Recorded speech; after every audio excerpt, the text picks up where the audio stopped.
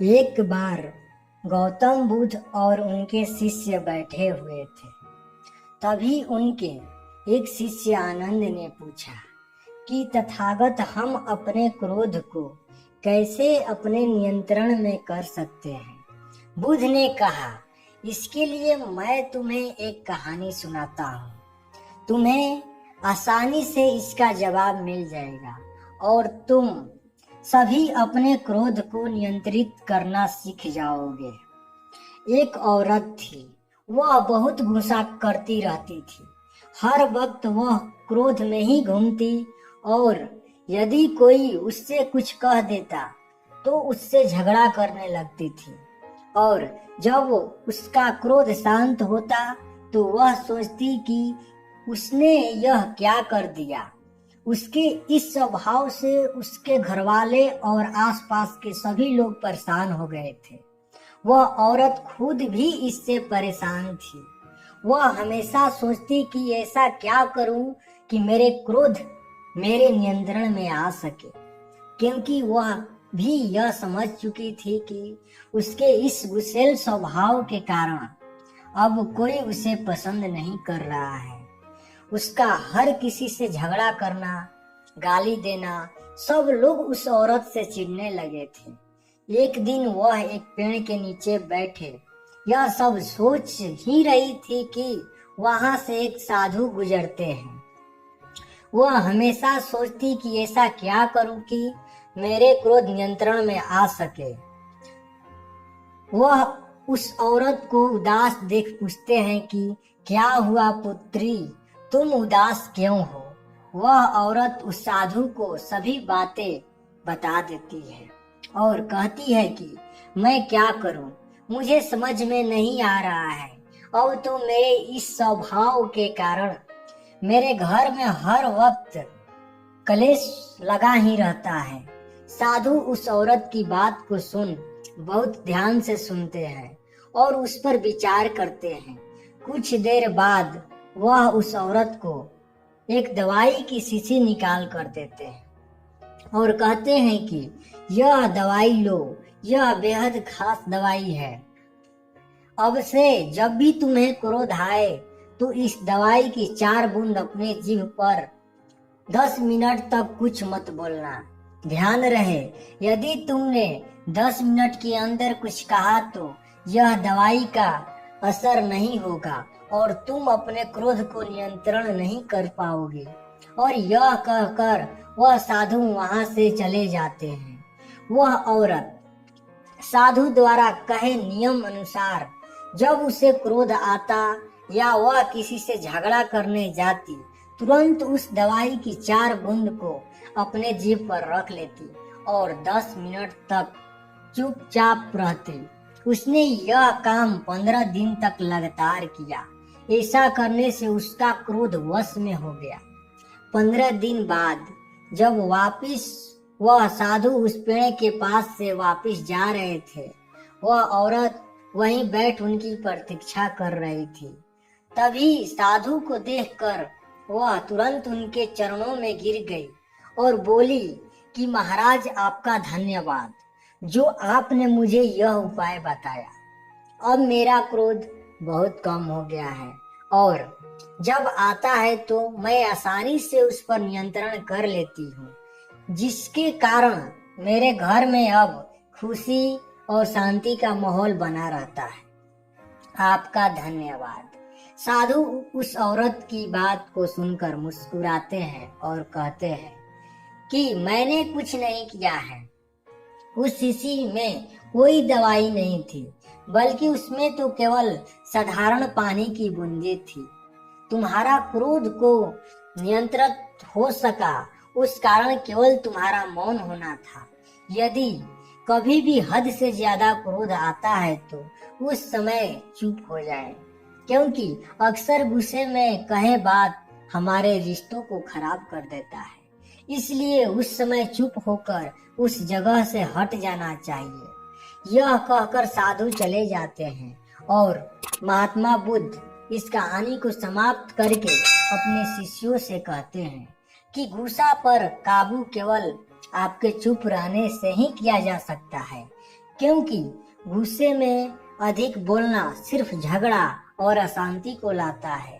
क्रोध के समय मौन धारण कर लेना उसको बस में करने का सबसे अच्छा तरीका है। दोस्तों, हमारे जीवन में भी ऐसा ही होता है। हम अक्सर क्रोध में बहुत से अपशब्द या ऐसी बातें बोल जाते हैं जो हमें नहीं बोलने चाहिए था, और बाद में उसका अफसोस करते हैं कि यह हमने क्या किया। और यही नहीं, कई बार हमारा क्रोध मानसिक ही नहीं हिंसात्मक रूप भी ले लेता है, जिसमें हम दूसरे को हानि पहुंचा देते हैं, जो कि बहुत गलत है, और अंत में आपको उसका दंड भी भोगना पड़ता है। गुस्से को शांत करने का सबसे सरल उपाय यही है कि आप उस समय बिल्कुल चुप हो जाएं या उस जगह से हट जाएं, कहीं एकांत में जाकर बैठ जाएं। आपका गुस्सा थोड़े ही देर में शांत हो जाएगा। तो अब कभी भी आपको गुस्सा आए तो उस दवाई की शीशी को अपने पास रखें और उसकी 4 बूंद जीभ पर रखकर मौन हो जाए। देखना, आपका गुस्सा भाग जाएगा और आप अपने होने वाली समस्या से बच सकेंगे।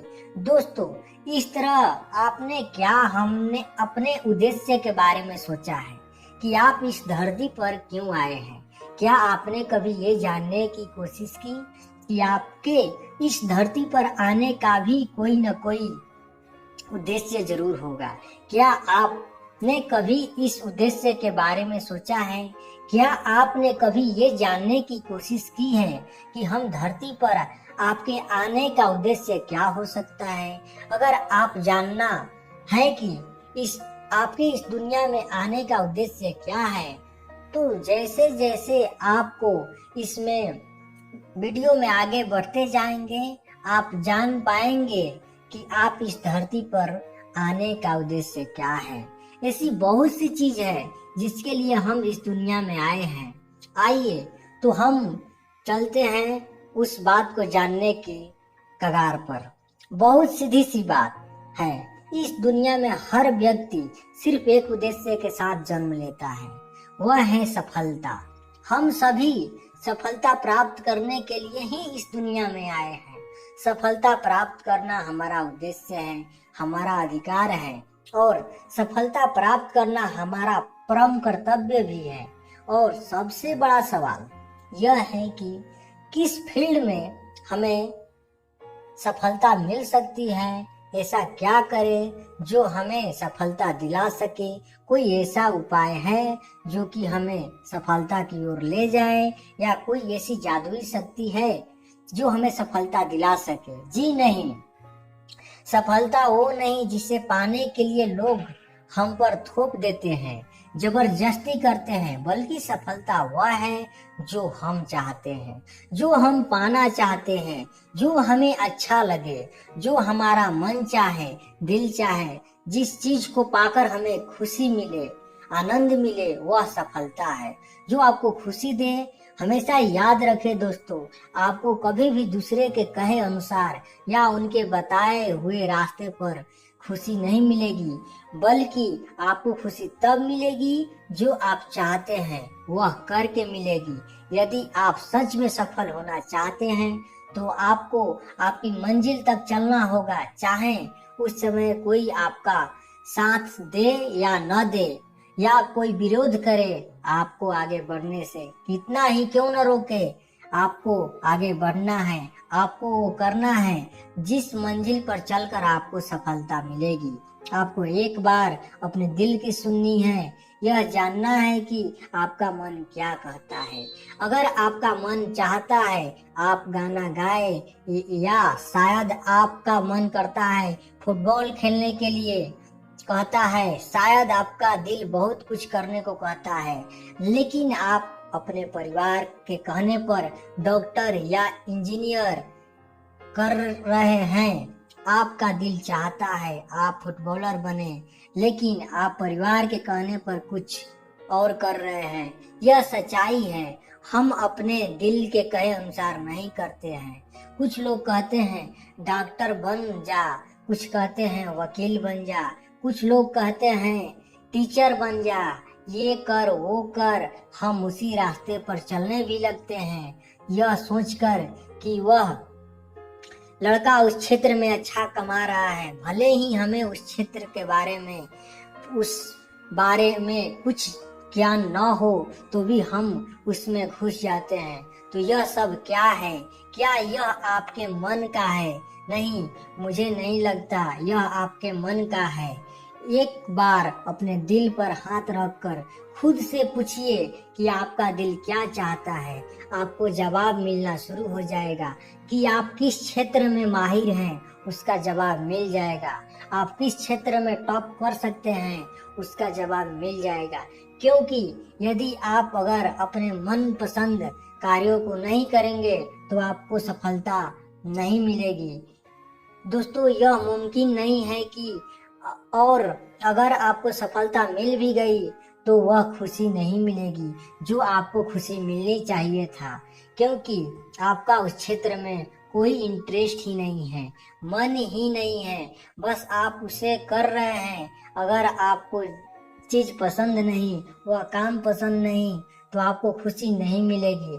अगर आपको सफलता प्राप्त करनी है तो अपने मन के सागर में डुबकी यानी गोता लगाना सीखो और उसमें डूबना सीखो, और तब देखो आपको सफलता कैसे मिलती है। आप कौन सी पेंटिंग बनाना चाहते हैं, अपनी जिंदगी को किस मोड़ पर ले जाना चाहते हैं, देखो आप खुद को कैसे देखना चाहते हैं, किस रूप में देखना चाहते हैं। देखो, सोचो कि आप बहुत बड़े स्टार बन चुके हैं, लाखों करोड़ों लोग आपको पसंद कर रहे हैं।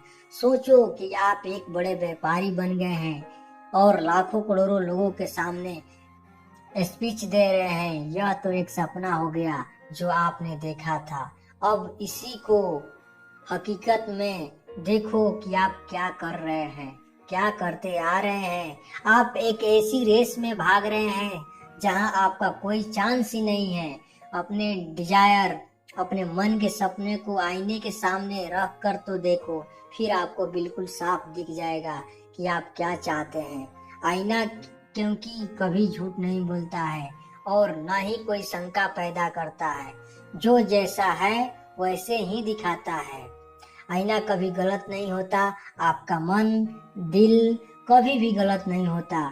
अपने उद्देश्य को जानो और समझो, चल दो अपनी मंजिल की तरफ जहां सफलता आपका इंतजार कर रही है, जहां सक्सेस आपके कदम चूमना चाहती है, जहां सक्सेस होने के लिए कोई समझौता करने की जरूरत नहीं है। किसी दूसरे की इच्छा को खुद पर थोपना नहीं, आपको तो वह रास्ता चुनना है जो आपको आपकी मनपसंद मंजिल की तरफ ले जाए, आपके सपने की तरफ ले जाए। आप वहां जाएं जिसके लिए आपने जन्म लिया है, जिसके लिए आप इस दुनिया में, इस धरती पर आए हैं।